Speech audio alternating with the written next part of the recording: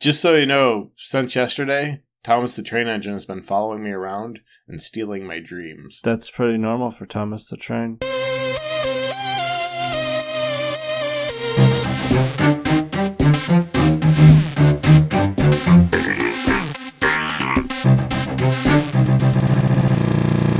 Welcome back to Cartridge Space Radio. I am Donald, joined once again by Brad. Hey, everybody. Brad, this is highly embarrassing. We both showed up in orange and pink cowboy hats with giant sunglasses and bright green boas on with pants on that say Macho Man. Why didn't we coordinate better? Well, I wear this every day, so I don't know what your excuse is, but this is just how I roll. It's laundry day, and I was like, all I got is my Macho Man outfit. Which is appropriate because today we are celebrating the American holiday of WrestleMania. No, we are not.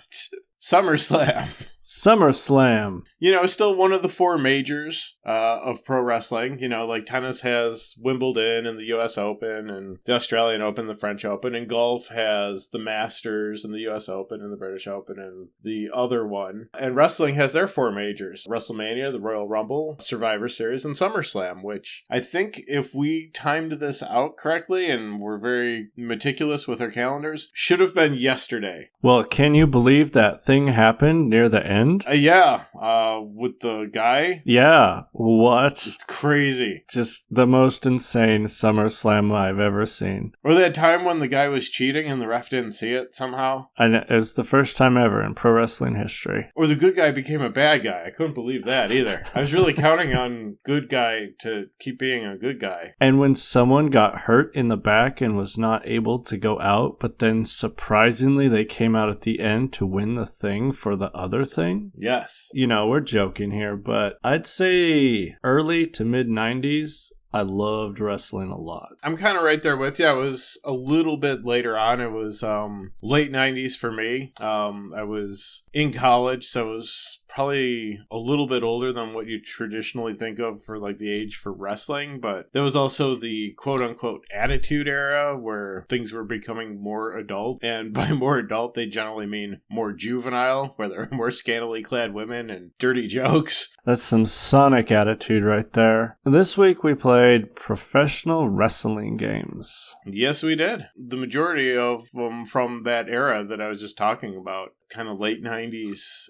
There were some good wrestling games coming out around then. There were some terrible wrestling games coming out around then too. But I think the one that kind of sticks out for me are the N64 had like 3 years in a row. It was WCW versus NWO World Tour in 1997. And then 1998 was WCW versus NWO Revenge. And then I think it was 99, might have been 2000. I'm pretty sure it was 99 though. They switched over and went from WCW, they got the WWF license, and they put out WrestleMania 2000, I think was the name of the game. It was WrestleMania 2000. I spent a majority of my wrestling time with WCW versus NWO Revenge. And the thing that I remember most from this game was sitting with my friends Josh, Dan, and Chad, and we just do the 4-player like endlessly. And what I didn't realize is single player in this game is not so good. No! I never experienced it single player back in high school, and I didn't play much after they weren't around to play anymore. What I took away from what I played this week is these games are still super charming. Yeah. They have the wrestling spirit down. They may not be like technically amazing to look at. In fact, it's pretty horrifying to look how they rendered the human figure. They lean really far into the showmanship because they couldn't do like the glitzy graphics side, but oh boy, could they put on a show in those games. Pro wrestling is a lot about personalities, and that's kind of hard to capture in a game usually because you're not going to have like interviews where you're coming up with a funny catchphrase and repeating it. They do a good job with, you know, when the characters come out and they do, you know, whatever their entrance moves are. They had like the Macho Man down to a T where he kind of gets in the ring and he holds his hands up and kind of, you know, runs in a little circle and takes it all in and waves his fingers at himself. A lot of the kind of little idiosyncrasies of all the guys from back back then are captured in the game pretty well. The likenesses are decent. They have an interesting take on what the human body looks like, but they did manage to get everybody's face into the game. It's not accurately modeled. It's a bad driver's license photo plastered onto the front of a cube. Kinda, yeah. There's some roundness to the sides, not much. A lot of people's heads look like they were smashed between two books real hard. They're sort of elongated. Steve Austin is the worst in this department. Most of them had hair to hide the just horrific top of the head, but he's bald, so it's real spooky to look at. Yeah, and there was kind of an awkward time in the PlayStation N64 era where they learned how to, for like the wrestling and the sports games, scan all of the people's faces and put them into the game on their models, but they didn't have any way to animate these things at all. So everybody is just like frozen faced. Like you can kick Scott Hall in the face and he's still like sneering and not even phased while you like just knock all his teeth out. I think who came away best in this situation was Kane, because he wore the mask and like that is dead on. You guys did a good job there. And most people's arms aren't even attached to their body. They just kind of float there to the side and clip through like the chest, which I haven't seen many wrestlers do. I'm sure it's happened from time to time that your arm doesn't go in a direction it should. Yeah. I think Diamond Dallas Page once did it with his leg. I saw a video once and I was like, I can't ever use YouTube again because it's what provided me this video. His knee went the wrong way. Yeah, I don't need to see that. No. So I played each of them a little bit, but I was very fascinated with the WWF WrestleMania 2000 game for this little playthrough because I didn't spend time with it back in the N64 days. Yeah. So I thought I would try it out, and it had the WWF characters, which obviously the WCW franchises did not have. And you had The Rock, and you have Heartbreak Kid, you got Stone Cold, and they come with voice-acted taunts. I remember back in the day, someone did have a WWF game of some sort. I don't know if it was on Genesis or on PlayStation or N64, but you could hit a button combo and Stone Cold would say, "Someone's gonna get their ass whipped." And I remember we'd all just gather around him to listen to him say it over and over because we're like, the video game system's saying a bad word. You know, the other nice thing about that WWF game is that it also has everybody's music. It's kind of cool to have Steve Austin come out to the Breaking Glass and then the Steve Austin music. Obviously, I did play a lot of Dwayne "The Rock" Johnson. Obviously. Who else are you going to pick? The WrestleMania event, I thought I would try my hand at that. And it's not amazing, but it's stupid and fun in its own way. So I believe from when I was in high school, what I remember is everyone gets in the ring. It's a giant mess. And you're trying to throw everyone else out. In this game, 4 people get into a ring. And when one person gets knocked out, someone comes running down the ramp and gets in, and it just keeps going. Probably if you had 4 people, this would be really fun, because when you get knocked out, you instantly get to come back in. And it's more about who in the room holding a control is going to be the last person standing, not the character. Because if you're just playing Dwayne "The Rock" Johnson, in this mode with the computer just endlessly coming at you, it's next to impossible to do. So The Rock didn't make it. Well, that is a tragedy. Yeah, the systems at the time, and even now, you can't quite really capture the madness of a proper battle royal where you might have like 10 plus guys in the ring all at one time trying to throw each other over the top rope, which is a lot of fun to watch. To make that work in a video game, you would have to kind of scale back the graphics so much that you wouldn't want to play it. It's kind of the trade-off, is you can have it look good, or you can have like 10 guys in the ring at once. I just keep going back to the way they captured the attitude of each character. A lot of work went into crafting that aspect of these games. They kind of move just like the actual wrestler does. Like in Revenge, Hollywood Hulk Hogan. It's just kind of a slow, methodical mover. And then you had the fast luchador. Rey Mysterio. Yeah, Rey Mysterio just flying all over the place. And you're like, you can't catch me, Hollywood. But he catches you once, he just wrecks your day. Yeah. You know, of course, you got the Hart boys in the other game. Bret Hart's still so cool. That man could wear sunglasses like nobody else. I think the way that the timing of the games is he's in the WCW game because that's kind of where he wrapped up his career. He switched federations in the late 90s.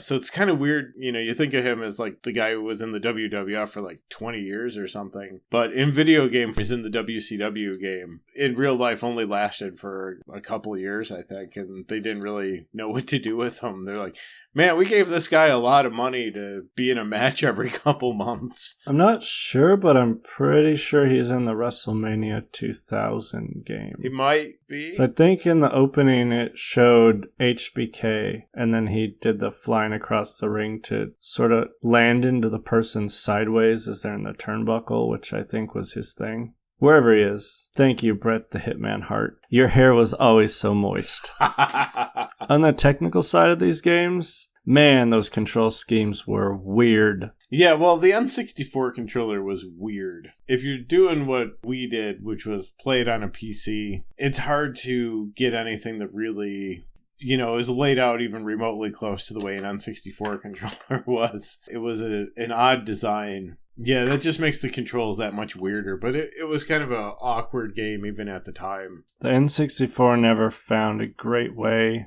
to be a video game controller. Yeah, it's really weird that, like, Nintendo, like, with the NES, like, basically, maybe not invented, but popularized the game pad instead of the game stick. And then with the Super Nintendo, they really made, like, the perfect controller. You know, it had 4 face buttons, it had nice rounded edges so there weren't corners digging into your palms, 2 shoulder buttons, it was fantastic. And then they just sort of went nuts for a while. They're like, oh, what if we made a weird controller? And then the GameCube came out, and they're like, what if we made the N64 controller even weirder? We also dove a little bit into another wrestling franchise, some Fire Pro, which I had never played. That just came out on Steam very recently, so this is hot news for us. Fire Pro World. I've been playing Fire Pro since the Saturn days. Not to, you know, be like, ooh, you know, hipster Brad. You know, I was really into this much less popular East Coast thing called Extreme Championship Wrestling. And we got, like, way into that, me and my brother. They were too small to get a licensed game. And, you know, I was complaining about it on some, like, you know, this was mid-90s, like, internet chat room. And somebody's like, why don't you play Fire Pro?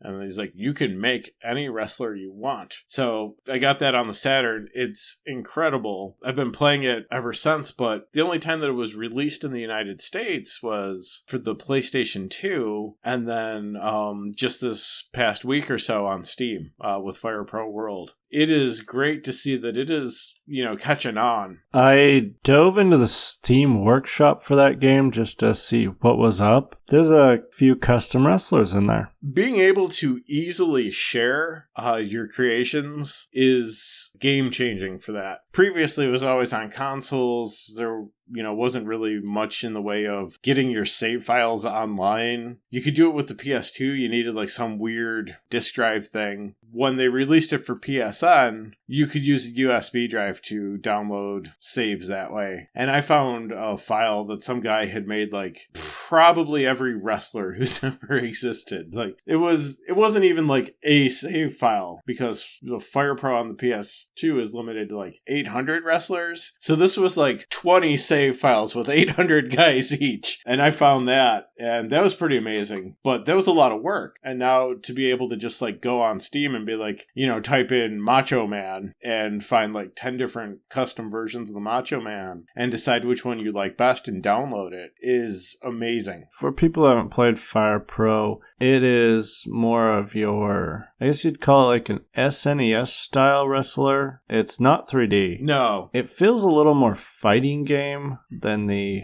like, Revenge or WrestleMania 2000. I like it better. Like, it holds up better as far as the mechanics go. You know, maybe you're right, it might be the holdback of not having that beautiful N64 control in your hand. But the systems that NC or WCW versus NWO Revenge have did not stand the test of time, and those were not adopted as the preferred ways to function. But Fire Pro functions very well. Yeah, the way it works is it's kind of timing based, where when the two wrestlers get near each other, they'll both reach out and grab each other, and you try to hit the button to do your move at exactly the moment that they touch. And whoever has the better timing, that wrestler gets to do their move. But what's cool about it is if you try to go for like a really powerful move right at the beginning of the match, you'll get blocked and countered. So you kind of gotta build up, and you gotta understand like how far you've progressed in a match and how you're doing. You can't just grab the guy and do a power bomb right off the bat and win the match. So that's kind of cool. You can throw off your opponent's timing a little bit by, you know, how you move around. You know, you can punch the guy just as he's about to close in on you and kind of throw him off that way. It's a really deep game. The mechanics are really solid. I have the Dreamcast version of this game. I found it in Goodwill. I was like, holy crap, this game looks amazing. And I rushed home, put it in my Dreamcast, and was like, hey, this is region locked to Japan. I was sad because I really want to play it. I know now I can create a boot disc to boot it into the Japanese region, but now I can't find the Fire Pro Wrestling disc, which is really eating me alive. Like, all week I was searching the house for that disc. I made the boot disc. I have the Dreamcast hooked up. I just don't have the Fire Pro Wrestling disc. It's, you know, hard times. Hard times. You could just, you know, get it off Steam for $20 or get the PSN for $10 or wait for it to go on sale. I'm going to pick up the Steam version because I put a lot of work into trying to play the Dreamcast version when I could have just went over and bought the Steam version for a really great deal for the amount of content that is now nestled inside that game. I mean, it should not be called Fire Pro World. It should just be called The Wrestling Game. Every wrestler ever. I saw someone created the wrestler from the movie The Wrestler. Oh, the Ram. Yeah. His finishing move's the Ram Jam. It's a really good movie if you haven't seen it. The Nintendo game that they made up just to be in that movie is fantastic. I want that game really bad. Oh, if only it were real. They did a great job with just like creating fake magazines for him to be on the cover of, and like the video game that he's in. It was really neat. And they did a really great job of making you feel so hollow watching his life just kind of fall apart. Yeah, spoiler alert. Just as he was starting to put it back together, it just falls right back apart again. You don't feel good while you watch The Wrestler, but you feel good when you play Fire Pro Wrestling, unless you suck at it like I do, and then you commit to yourself you will get better. I played an SNES version. Okay. It was all in Japanese. Yeah. I had no idea what I was doing, but I managed to win 2 or 3 matches. Well, there you go. Pretty proud of myself. It seems button prompts are universal as far as the colors go on the gamepad. So I really enjoy it. I wish I could read Japanese to know what options I was pushing, because I was probably clicking the most hard difficulty I possibly could, and I had no idea I was doing it. That's your excuse for sucking at the game. That's right, and I'm sticking to it. I put it on Expert Pro Level 9, and I still managed to win a couple. It's a good-looking game. I had to go look online to see someone playing on actual hardware, because the shadows under the players flickered a lot. Yeah. It seems to actually have done that on SNES hardware too, so it wasn't a problem with my actual SNES that I played this on. One of the really great things about Fire Pro is it's very customizable in terms of like what the match is like. And you can just turn off all the rules. And there's one move in the game where you get behind the guy and you kind of grab him from behind in sort of a chokehold. And then with your other hand, you pull a fork out of your tights and you just start stabbing him in the back of the head over and over and over with the fork. And with the rules on, the ref comes over and tells you to knock that off. With the rules turned off, it's a submission hold. So the ref comes over and you're like stabbing the guy in the back of the head with a fork, and the ref's asking him, do you give up? Do you give up? Do you want to give up yet? He's going to keep stabbing you in the head. And if you're successful, a police officer comes to the ring and arrests you for manslaughter. No, it wasn't against the rules. I believe in life, stabbing someone in the back of the head with a fork is against the rules. This is always one of my favorite things in pro wrestling is like when somebody gets the cops involved. This is a thing where on a weekly basis, guys are getting hit by cars. They're being assaulted in the locker room. They're being thrown off buildings. But then one of them, it's usually the bad guy, figures out, hey, I can call the police, and they won't. Since 90% of what we do would be a crime, I can just make the good guy not be able to do anything. Wasn't there a giant wrestler who was a cop? There was the Big Boss Man who was a prison guard. Wait, we met him in Final Fight? Yeah.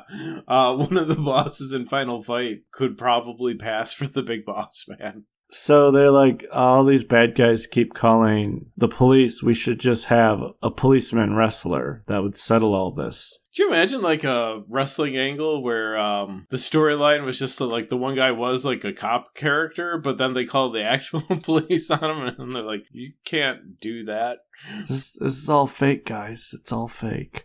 No, I don't think being dropped out of the top of a cage onto tacks, there's no way to fake that one. No. I don't watch a lot of wrestling anymore. I watch more of it than I did maybe a year or two ago, but still not a lot. Not nearly as much as when I was a wrestling fan. I have a lot of respect for wrestling in general and for the performers because it is difficult. People watch it who aren't fans of, oh, it's so fake and it's stupid and whatever, but these are guys that are putting on an improv stage fight every couple nights, and on top of that, they're giving speeches or they're telling jokes. To be a really great pro wrestler, what they're asking of you is to be a bodybuilder, an actor, a comedian, an acrobat, and a stuntman. 9 times out of 10, most of the guys can maybe do one of those things well, but it's a really difficult skill set, and there's tricks to the trade to kind of survive some of those things that look like they should kill you, but you're still getting thrown around and beat up, and it is a tough job. I have a lot of respect for the craft, even if it's not something that I really watch a lot of anymore. You and I are big fans of Macho Man Randy Savage. May he rest in peace. But you this week sent me videos of Macho Man doing promos. And if you don't believe that man was a comedic and improv genius, just go watch the coffee cup one, because it's amazing. Yeah, Macho's approach to interviews in more than a few cases was to find something in the room and then turn it into a promo. So he'd find some coffee creamers and he was, cream of the crop!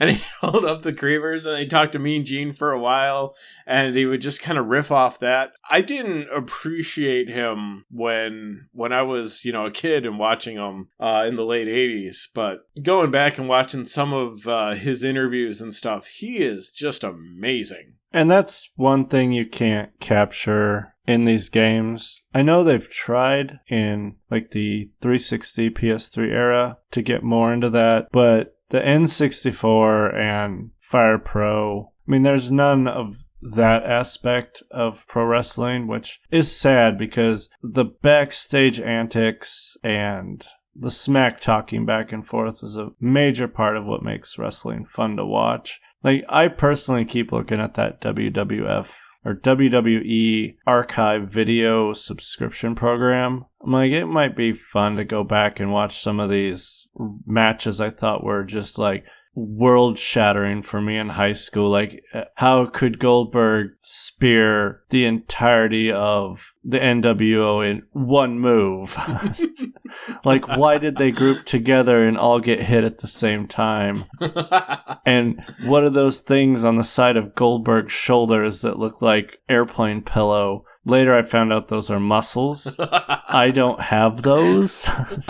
I don't think those aren't in my body. I could work out 24 hours a day for years, and I'm just not going to get those airplane pillow muscles. Pro wrestling never really struck home to me until WCW came to town, and me and my friends met Bill Goldberg, and we took a photo with him. High school us, weighing 90 pounds wet. And we looked at the photo when it came out, and we were like, holy crap, Bill Goldberg is the biggest human that has ever existed. Which was weird because we could have went over and taken a picture with the Big Show. Who's bigger? He is way bigger, but we were like, holy crap, it's Goldberg. He could do one move and end a match instantly. Looking back, I don't know why I was fascinated by that. He'd just walk out, tackle someone, pin him, and it would be over. And I was like, yay! I was like, that's not very good showmanship or actual wrestling skills, but they brought that to a fever, and then he lost. Yeah. Because he was undefeated for 3 years straight, and then he lost. And I remember me and my friends just sitting there in front of the TV we don't know what to do with our lives anymore.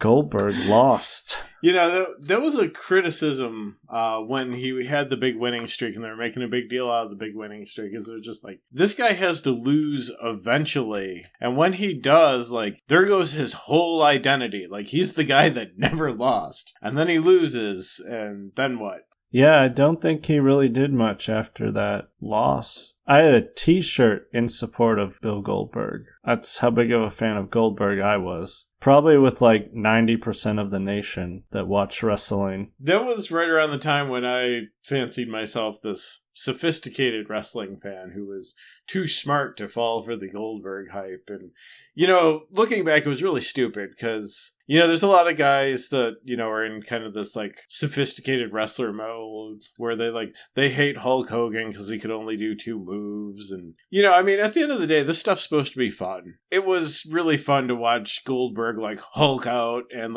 launch people up in the air, and to watch Hulk Hogan make muscles and get the crowd, put his hand to his ear, and that stuff's just fun. I probably would have enjoyed it more if I had lightened up a bit. That's why I keep considering going back to that archive. I think the WCW's in that archive now. Probably. Vince McMahon owns everything wrestling at this point. Yeah, that was the funny part. He owned them both, but they're oh, look at these outsiders who don't want to be in the WWF on their own network. And we're oh, we like this brand better than that brand, not realizing that we're paying into the same pocket. And he's I don't care what brand you like.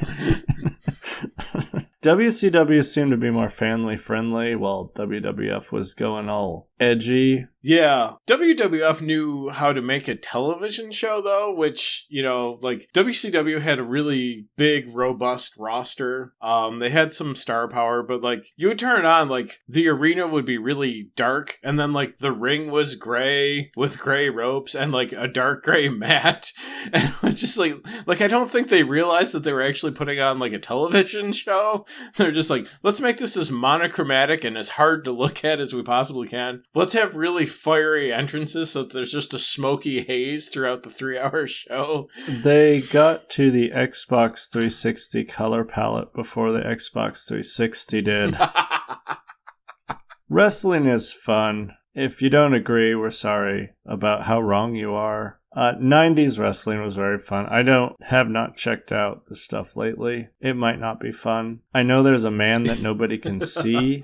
Well, I think he went off to make movies, so now no one really can see him because he's not around. There's a man named Randy Orton who's in hilarious GIFs of him sneaking up and doing his signature move on people doing everyday things. There was a guy who said yes a lot. Yeah, he kept getting hit in the head, and now he's not supposed to wrestle anymore. Yes, I did watch his retirement speech, and I knew who he was. It was really nice to see. He did it in his hometown. I think it was in Seattle. He did his retirement, and holy cow, could that arena turn out to support that man saying, hey, I got hit in the head a lot and I need to quit because I have a kid and I want to be around for my kid and not end up like the hit movie The Wrestler. Kind of the dark side of all this is the lifespan for pro wrestlers is disturbingly low. A lot of them die young. And it's almost kind of morbid to like fire up one of these games from the mid 90s and be like, going through the roster, like that guy's dead, that guy's dead, that guy's dead. It's a tough living. You're getting injured a lot. You're on the road all the time. A lot of these guys end up on drugs. It's rough, and I guess it's probably for the better that Daniel Bryan got out of it while he still could. Yeah, it was shocking when I was scrolling through the roster, and I was like, 80% of those people weren't still around. Yeah, I mean, some still are. They're not in great shape because they're broken. They did things in the ring to entertain us, and now they pay that price every day, which is sad. Bringing the energy down in this show, like to rock bottom. You wouldn't expect too many athletes, 20 years later to still be in their sport. So it's not surprising that a lot of those wrestlers aren't wrestling anymore. Kind of sad to see how many are in rough shape. The ones that are wrestling, like half of them come out to chants of please retire.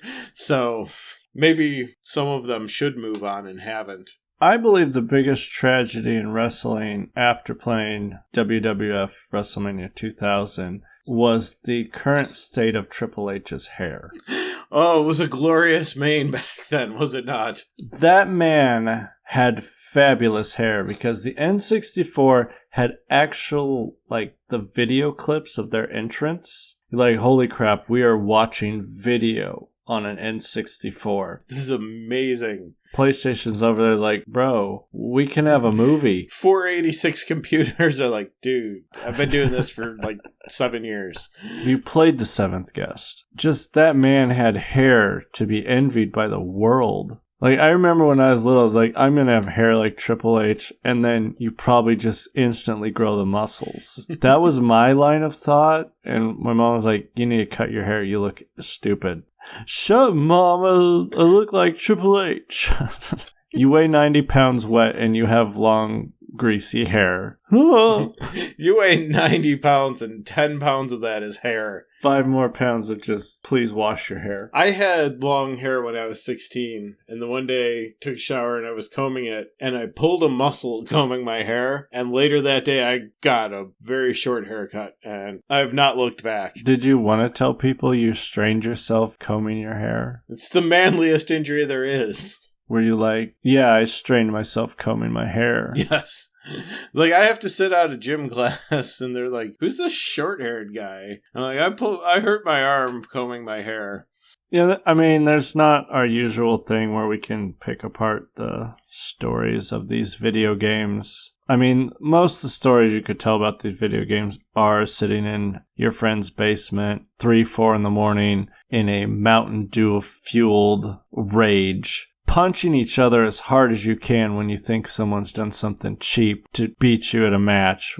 And it never was. I mean, it was just varying levels of skill. The kids who owned the game would just whip up on the kids who only got to play it when we were in the group setting. And yeah, I just remember really great times with my friends. Like, we loved watching wrestling. Embarrassingly, I think there's some VHS tapes of us doing our basement wrestling. I was in a backyard wrestling match once, and I was nearly paralyzed, and I said, yeah, I don't think I should do this anymore. I got dropped on top of my head, and I actually felt an electric shock go, all the way down my body.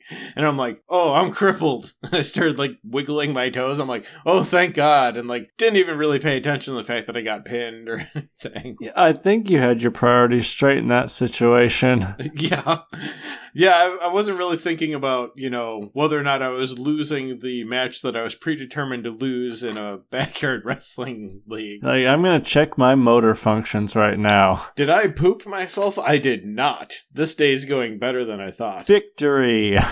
Oh, we had some good ideas for that league, though. That my brother wanted to take it a little more seriously than I did. I wanted to have, you know how they have the thumbtack matches where they put a bunch of thumbtacks down on the mat and it's a thumbtack death match? match. I wanted to have the Swedish fish death match where we just put a bunch of Swedish fish down on the mat, and nobody wanted to do that because it got kind of gross and sticky. I don't know. You get dropped on enough Swedish fish, that's gonna hurt. Yeah, peel it. You drop the guy on the fish and they stick to him, then you pull him off, and it takes all his arm hair or whatever with it. And that could be a submission move right there. You just start ripping out fish and hair, and then you force them to eat the Swedish fish.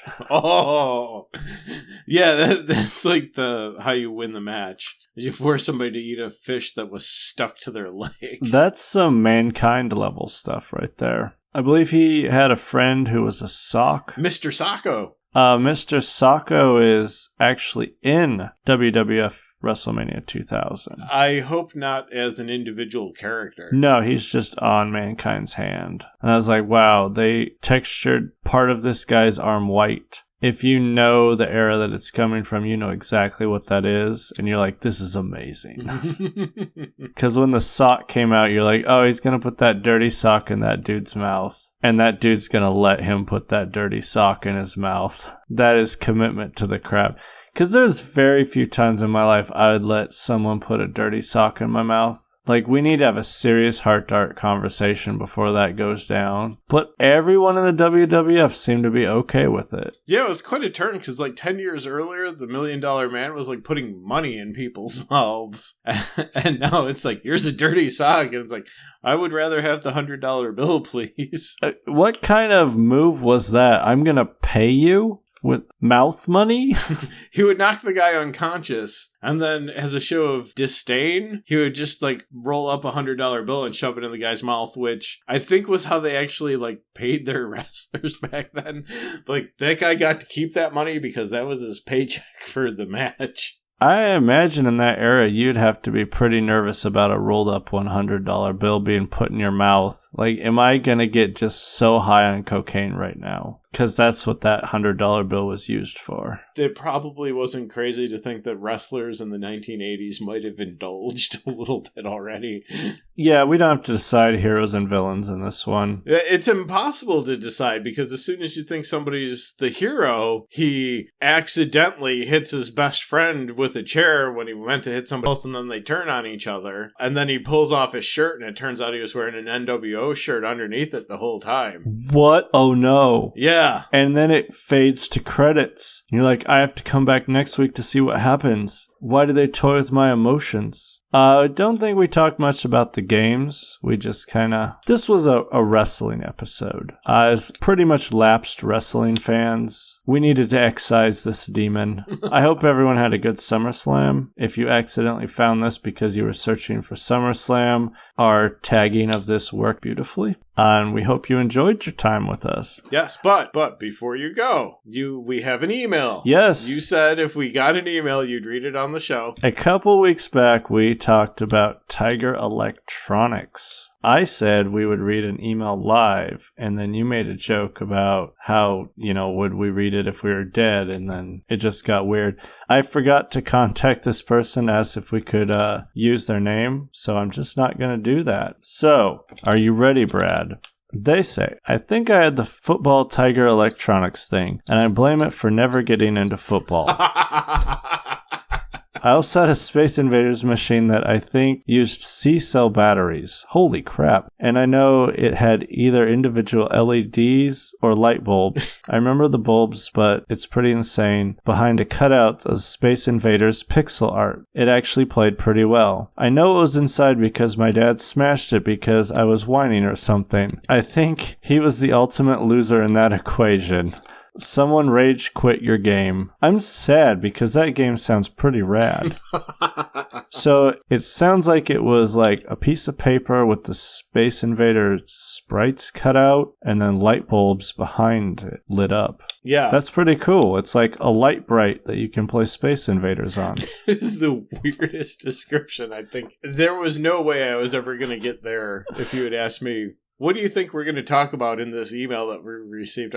Light Bright that plays Space Invaders was just not in the realm of things I would have guessed. I kept the email from you because I wanted reactions about the smashing the game at the end, which I feel bad about. You should, if you're a parent and you're upset at your kids, don't smash their video games because they're not going to forget that. Clearly not. As the person did email us about the tragic loss of the Space Invaders machine, you can get us at cartridgebaseradio@gmail.com and come visit us on Facebook, where you can join our group and do comments and likes and all the Facebook things. And you can grab us at Cart-Based Radio on Twitter, and we'll probably respond really fast there because my phone bleeps in my pocket and I can respond right away. We are Cartridge-Based Radio. We hope you enjoyed the wrestling. I am Donald. I'm Brad. Rest in peace, Macho Man.